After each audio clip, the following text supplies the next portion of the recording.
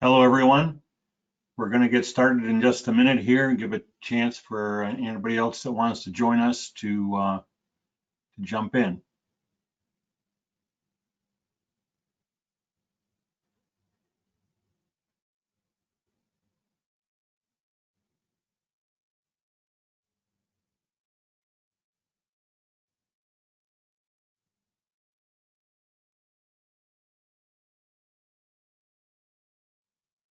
Okay, let's get started. My name is Charlie Demarest. I'm a technical advisor here at MicroCAD Training and Consulting. Our topic today for this webinar is the new features in the 2021 version of Autodesk Inventor. There's a wide variety of features that have been added and enhanced in the 2021 version. We're going to try to cover as many of those as possible during this webinar. Not all of them are going to apply to all of you, but hopefully each one of you will be able to get maybe a few nice little nuggets out of this to improve your use of this version of Inventor. One of the first things I want to talk about is the introduction of what Autodesk refers to as a dark theme. This coincides with many other computer applications recently. As you can see, the ribbon and the browser and the taskbar across the bottom all have a very dark environment to them. So let's jump into Inventor here, and I can show you this. I wanted to put this up on the PowerPoint slide because it takes a few seconds for us to enable that within Inventor, so I didn't want to take the time to do that. But to access that, you go to the Tools ribbon in the Application Options on the Colors tab, and you can see the UI theme. Right now, it's defaulting to light. And there's a other option there for the dark theme. And so that's where you would go to change that. You can see down below there is also a dark in-canvas color scheme as well that would make the background of the graphics window very dark as well. Okay, some of the other things, let me just exit out of this for a second.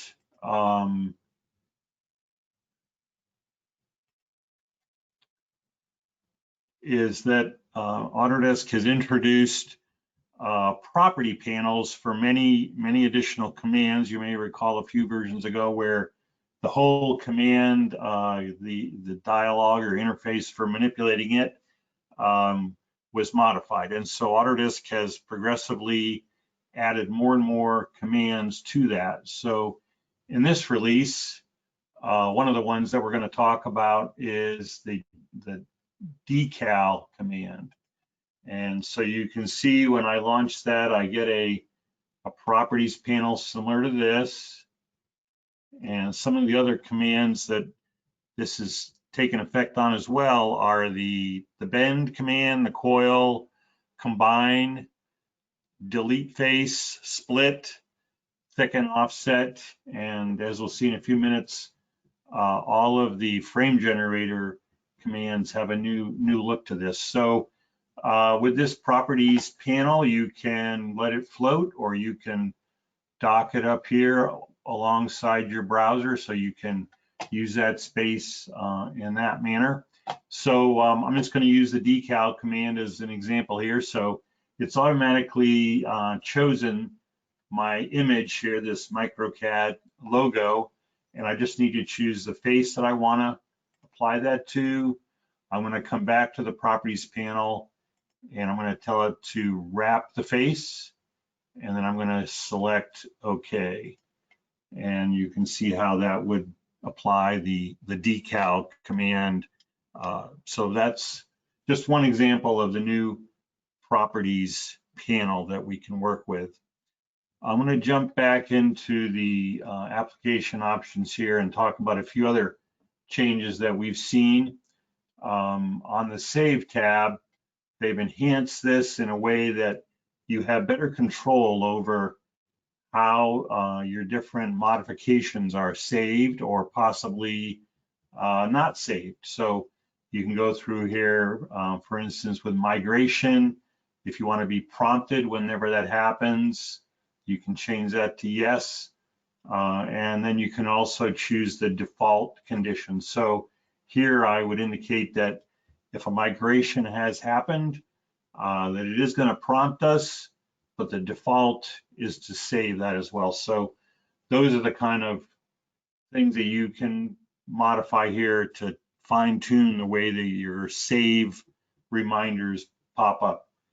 They also added at the top of this tab in the application options a checkbox to allow you to turn off the saving of files that have been modified into a library. So that's another option that we have there as well.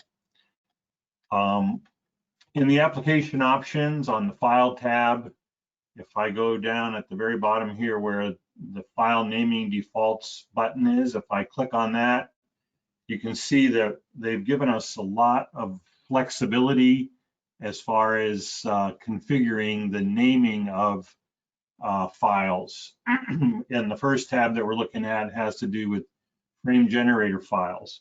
So you can tweak the way that a skeleton part or the frame assembly is named.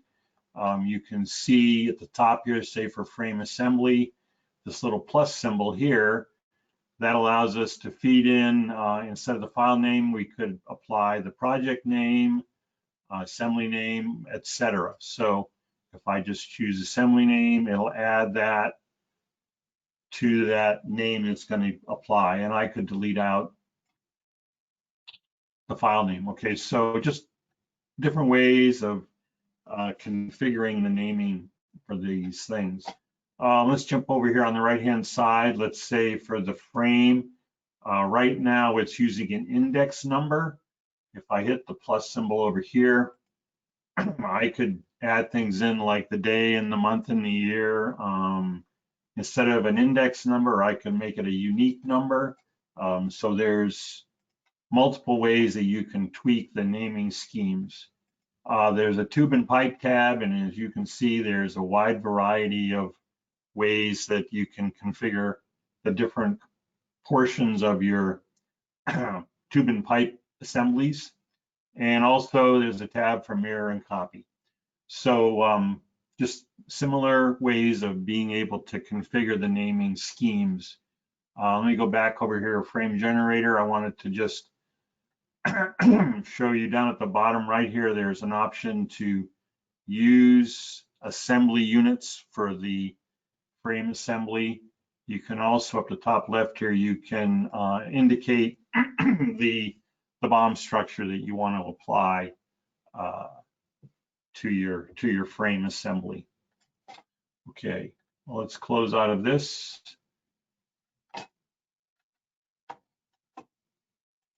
And we're back to our application options here. Let's jump ahead now to some more part enhancements. So I'm going to OK out of this. You'll notice that this part I have, it's a single part, but it has 3 solid bodies, a housing, the cover in green, and then there's also a seal that you can't see visible, but just wanted to show that this is a multi-body part. And what they've done in 2021 is they've given us the ability to multi-select the bodies. If I come up here to my selection filters, I can indicate I want to select bodies. If I do a crossing window, I'll get all 3 of those objects, as you can see in the browser. If I go from left to right, I can just select the components that are within that window selection. So that's something new. Let me jump back into application options again here real quickly. I'm going to go to the part tab, and I'm going to turn on the displayed extended information in the browser. Okay, And I'm going to hit the apply button, and you'll see this just takes a second to fill in the browser. And we've had this ability in the past, but they've added some features. Mirror features, as you can see here in the browser, work planes, work points and work axes would also have that. So we've got some nice further definition of those different features. Okay, so we're going to close out of this. And you can also toggle that on the little icon on the top right of the browser to turn off the extended names. So I'll do that. So that's something new in 2021. Okay, we're going to jump over to another file here. The unwrap feature, which has been in Inventor for a little while, has been enhanced. So let's take this part, and you can see that I've got some variable radius fillets on some of these bends, etc. So this would not be suitable for using the sheet metal capabilities. So we're going to use the unwrap command. And again, it has a properties panel that we can deal with. And to make this work, we just select a face that we want to unwrap based off of that face, and it's going to chain all the associated faces to that. In the properties panel here, you can see the alignment section there. There's several different ways that we can adjust the projection plane for this. It takes a few seconds for it to adapt. So this one that we're seeing right now is aligned to the model. We can also align it to the XY plane, YZ, etc. So just takes a second for it to update.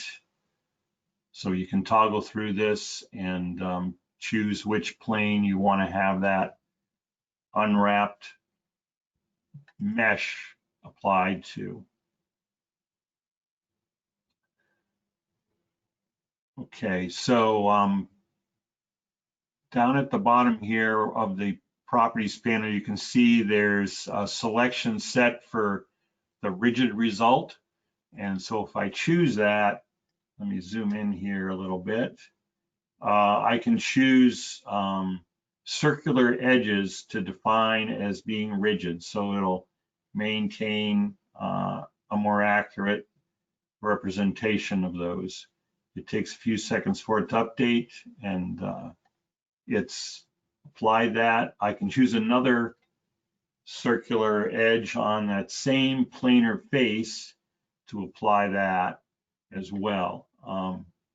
However, I can't, once I've chosen that, I can't go and choose other circular edges that are on different planar faces. So it only applies to circular edges that are coplanar.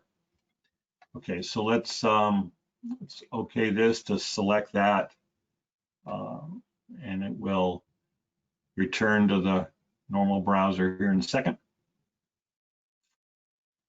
And you can see at the bottom of the browser that it's added that feature in. One little change that they've given us here with the unwrap feature is that I can rename this, okay?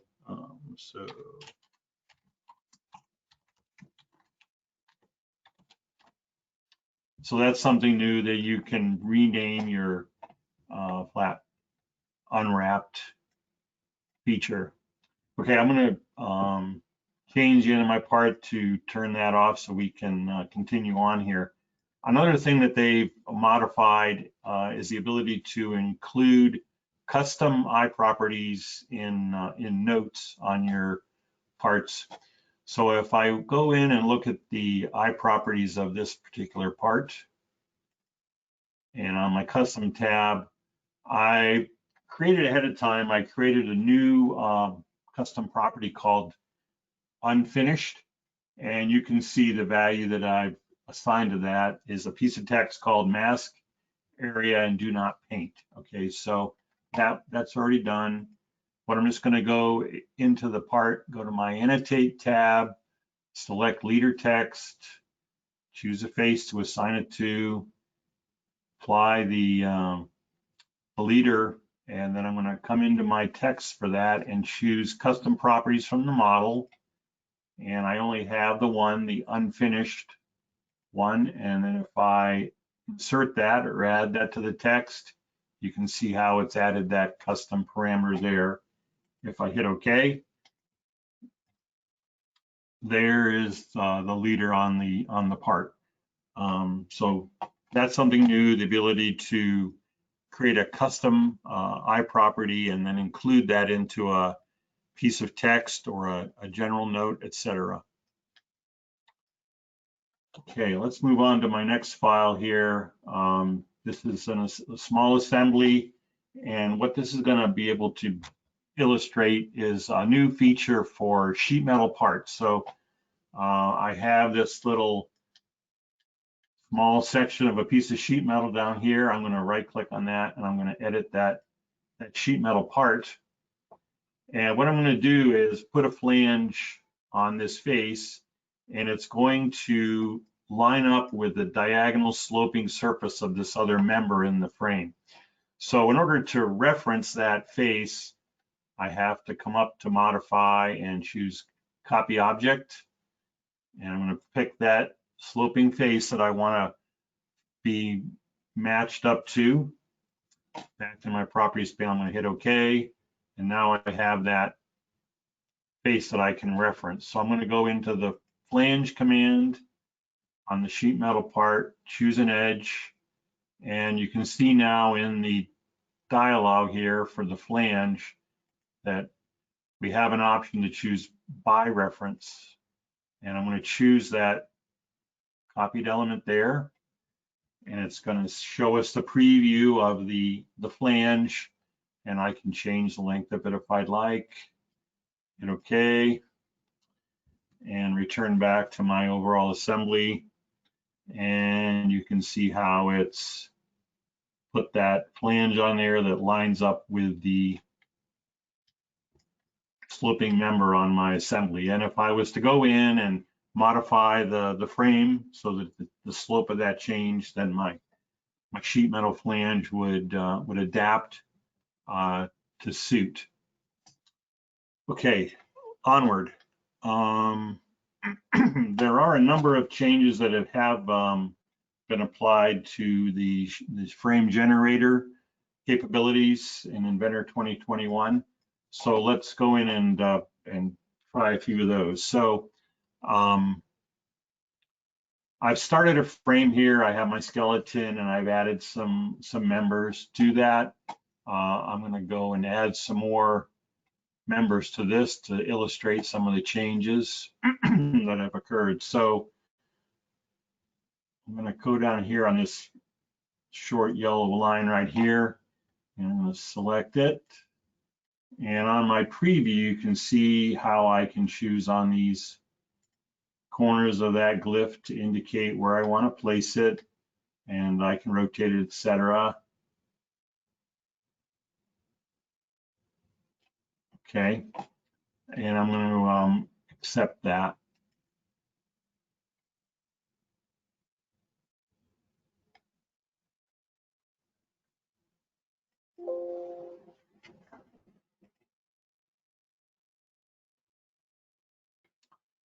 Okay, we have the ability to reuse members, and we've had that for a while. So I'm going to just use that quickly to reuse that existing member over here on this middle sketch piece.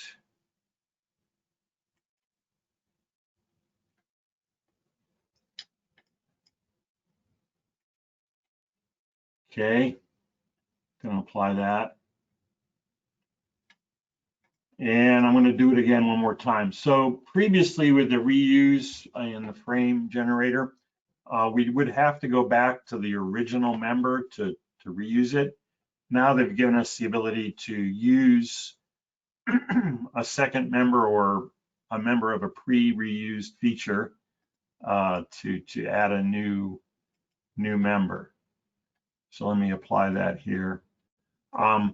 Another thing that they've modified a little bit is in the properties panel here for appearance.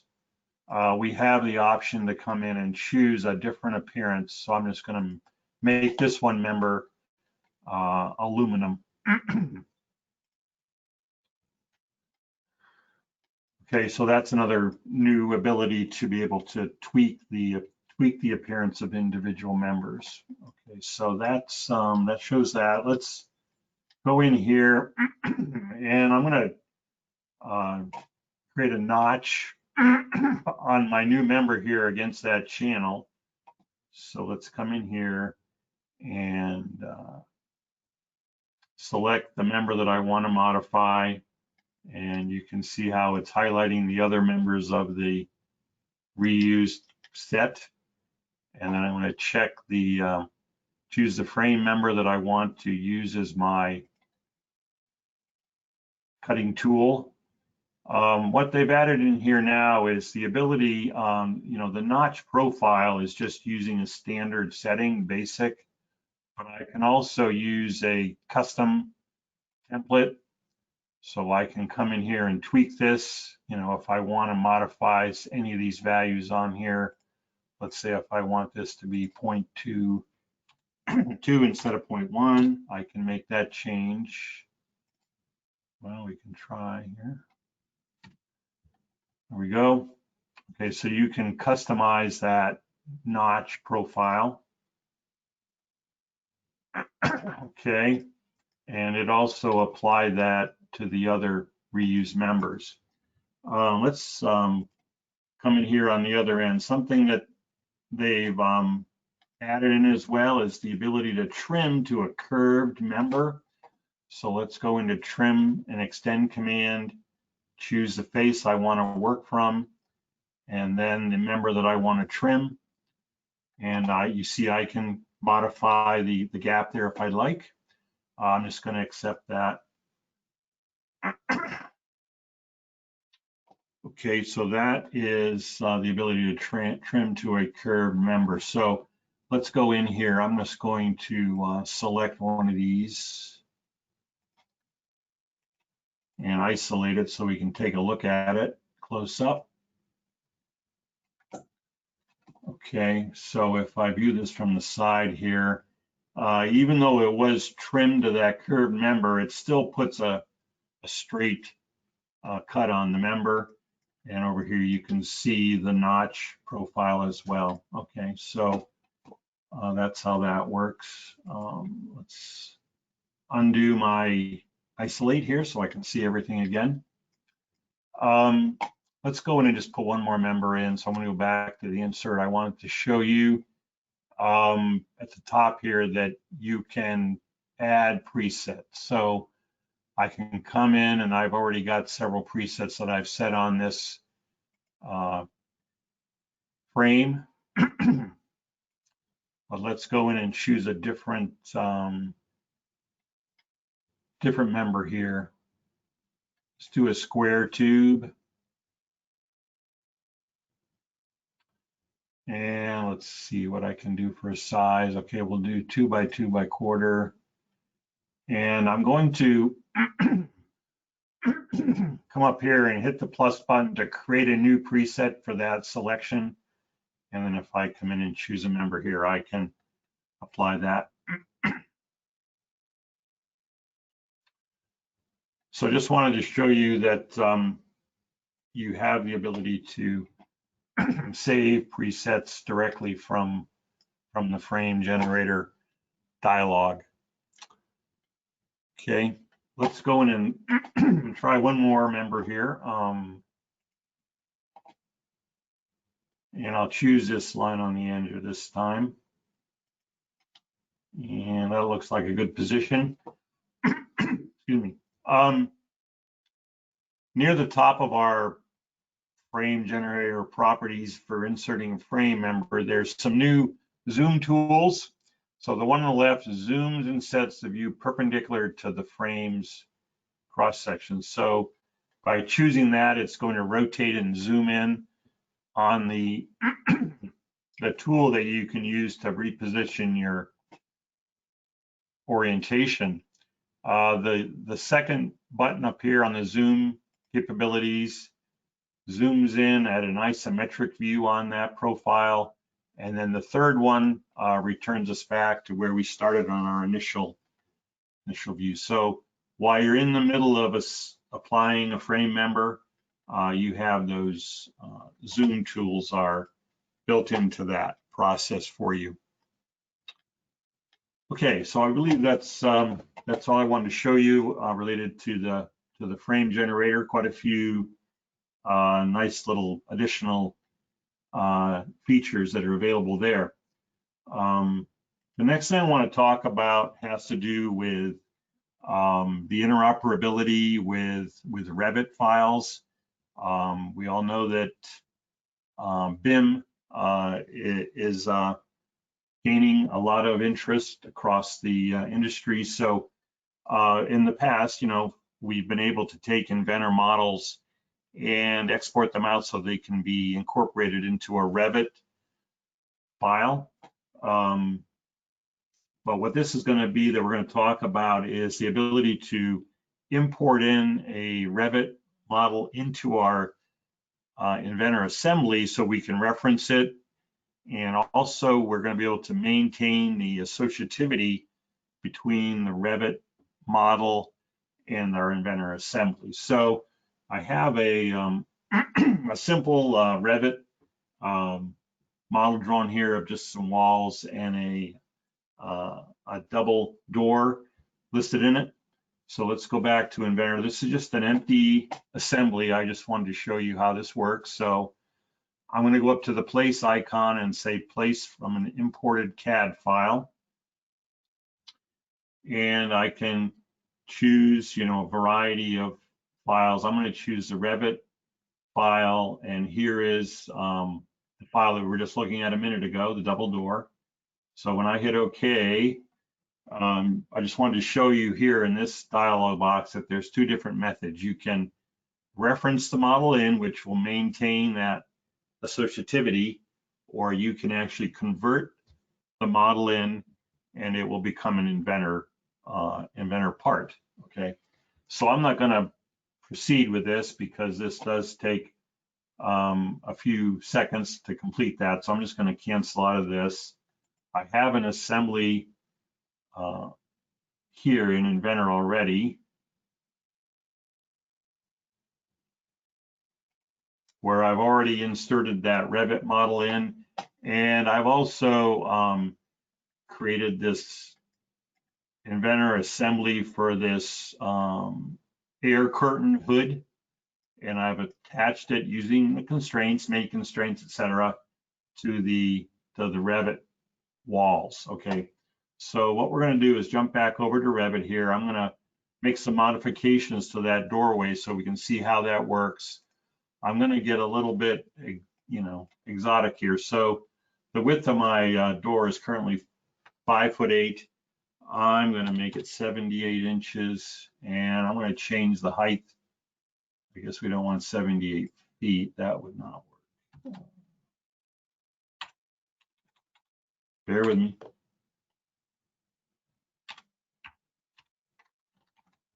(7'8". Try it again.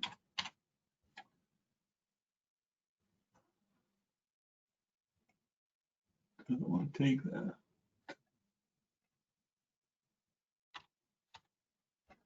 Let's try that. Well,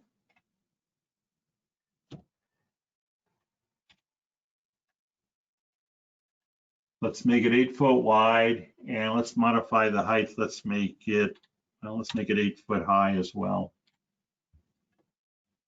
Okay, so I'm going to OK this. And you can see how the door height changed in the Revit assembly. I'm going to go ahead and save this and then go back to our Inventor model here. And it may take a second, but you can see how we have this yellow lightning bolt on in the browser and also up here at the top.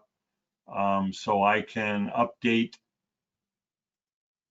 that associativity, and it should bring in and show the larger door.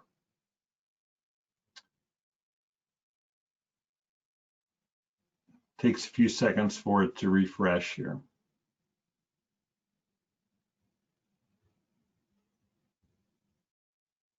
Okay, and you can see that I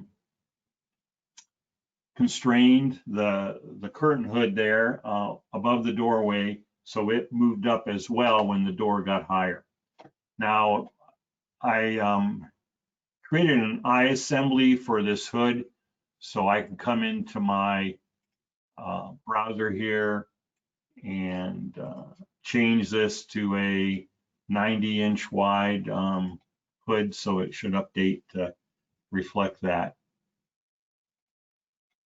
Okay, so just shows you basically that you can create an adaptive or associative link between the Revit model and the Inventor assembly. Okay, onward. There's a few enhancements to Inventor assemblies, and one of the ones that we're going to talk about first is on this assembly here.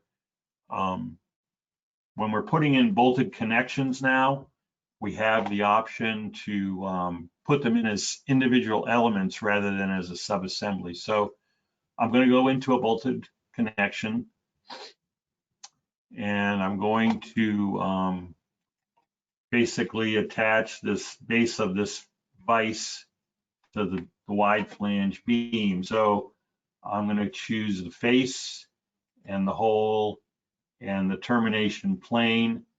I've already created a template for this fastener collection, so I'm going to choose that 3/8" hex bolt template there.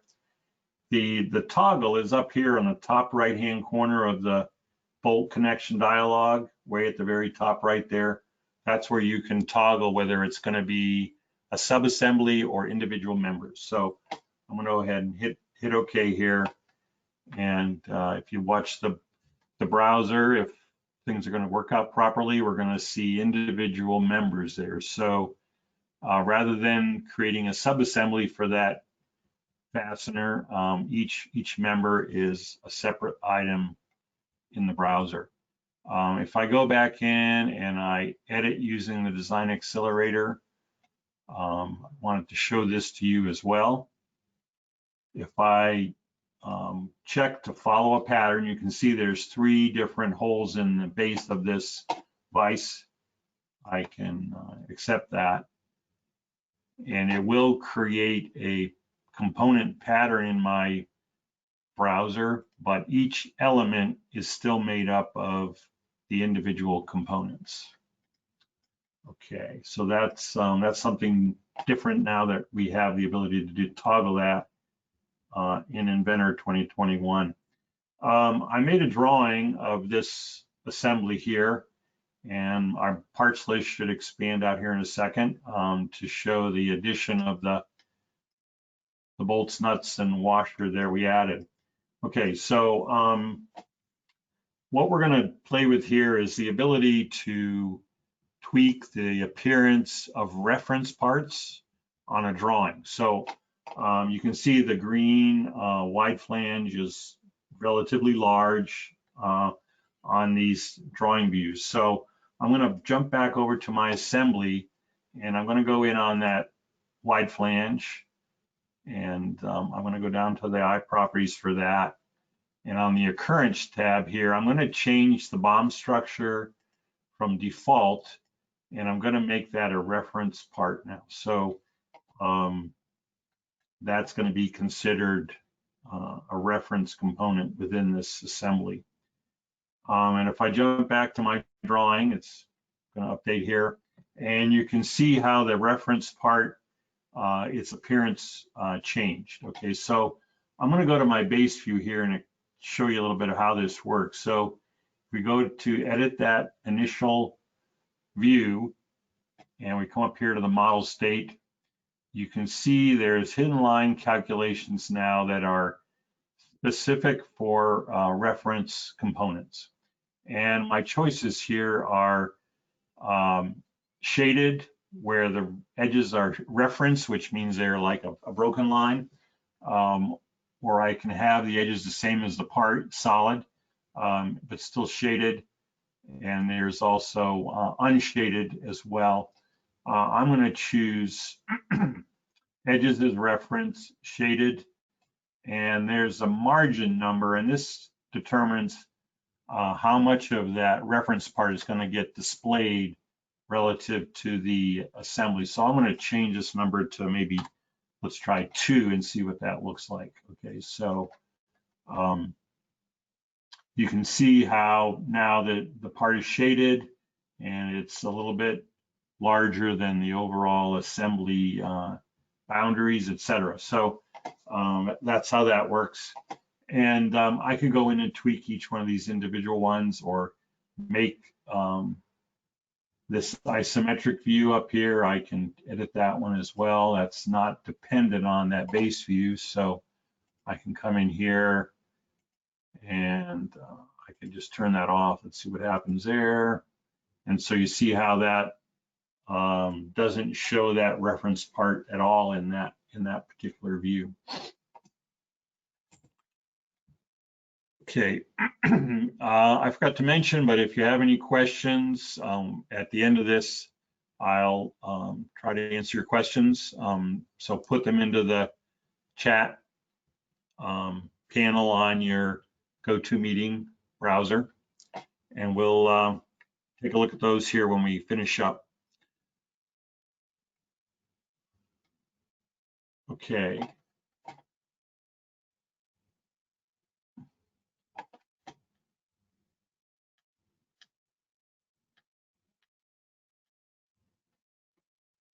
Another thing that they've changed or added into Inventor 2021 is the ability to include parts lists. Like I have here, I've customized this part a little bit, parts list. I added in a column for the mass of the parts.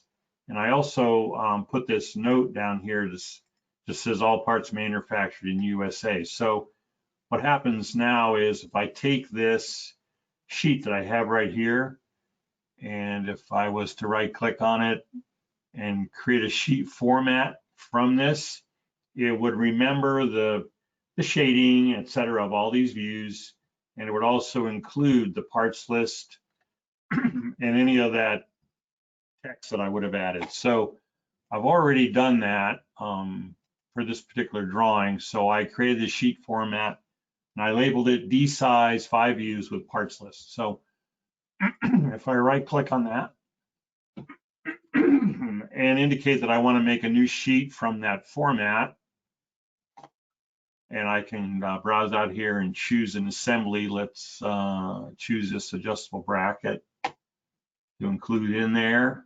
Hit OK. And it's just reminding me that the parts list is using the structured BOM view. So I need to enable that on that particular assembly. So I'm going to do that.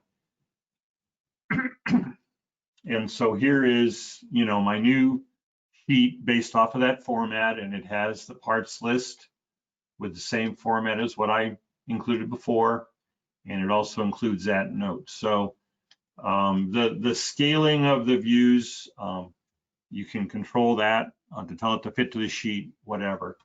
So those are new capabilities there as well.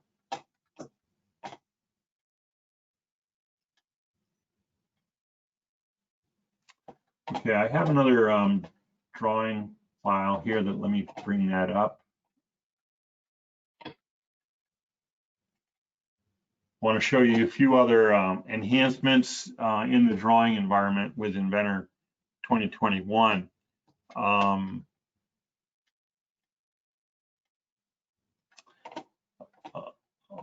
So on the Annotate tab, this is a real simple part here, but they've added in a selection here to automate center lines. So it's just a quicker way to get at those features.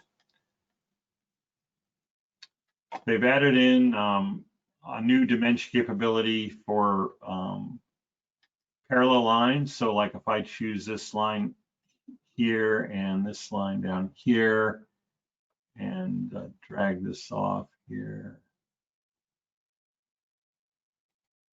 If I right click and go to dimension type, oh, I selected those lines wrong, excuse me. Let's try this again. I didn't want to get the center point. I want to get the actual line.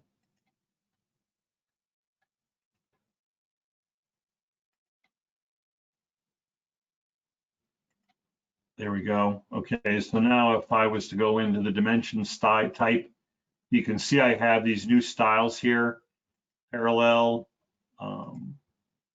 or parallel diameter. So that's an additional way that you can configure dimensions like that off of parallel lines.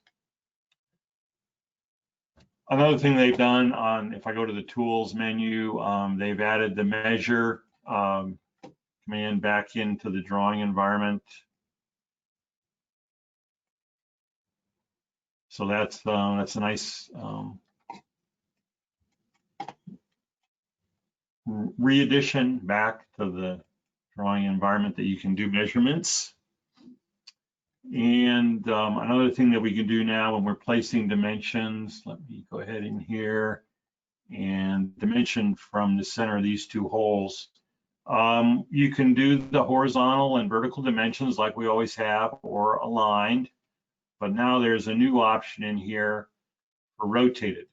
And what this allows us to do is to select a line or an edge of a part or work plane, etc., and then align your dimension up so it's parallel to the edge that you selected.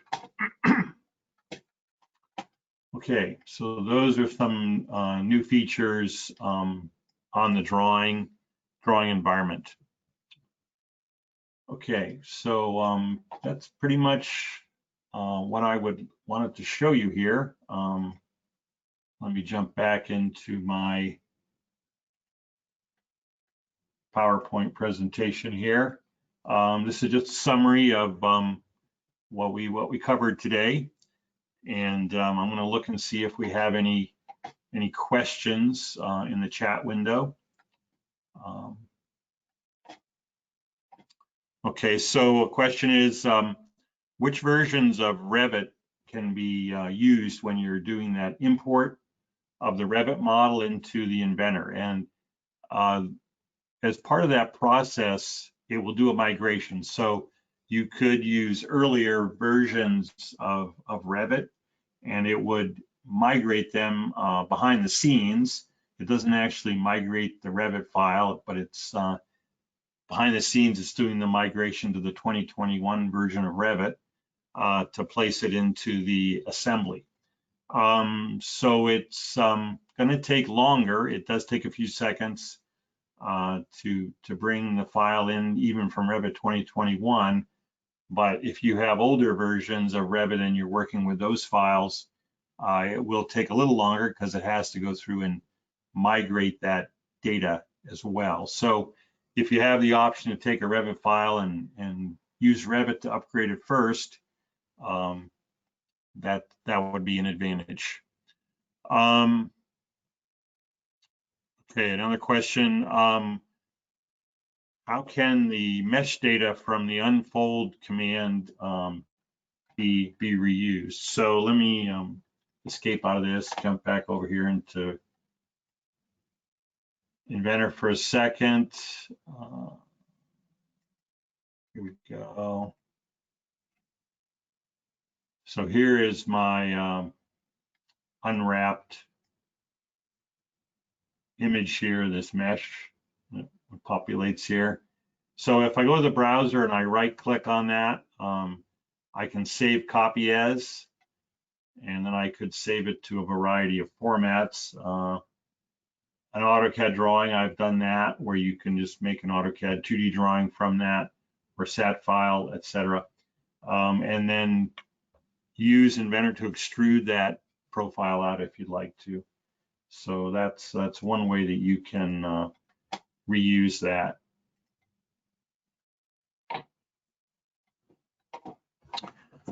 Okay, another question. Where can I find a list of the new features in Inventor 2021? Okay, so let me jump back over here again. And if I go to my home tab here on the ribbon, here's an icon for what's new. And this will launch an Inventor browser window, and there it lists out within the help system the majority of the new features that are found. There is another thing in here. This has been in Inventor for a little while, where you can highlight the new features. So whenever you click on that, you can say which ones you want to have highlighted, which version you want to work with. And then you can see that, let me jump into a drawing here quickly. Okay, so you can see the little orange dots next to the commands that are new, okay, or changed. Okay, so that's one way how you would do that. All right, the last question is, does Inventor 2021 have the ability to save back to previous versions? And no, it does not. The same as all previous versions of Inventor. There's not an option there to save back. Okay. I'd like to thank everyone for attending today. Hopefully that you were able to get some knowledge from this and be able to make Inventor work better for you. Just a reminder to browse to the MicroCAD 3D website and look for additional webinars that we're going to be offering, as well as any training opportunities that are offered there as well. We've really expanded out our online training capabilities over the last several months, so be sure to go to the website and look for those offerings as well. I'd like to thank everybody for participating today. And hopefully you have a great day. Thank you.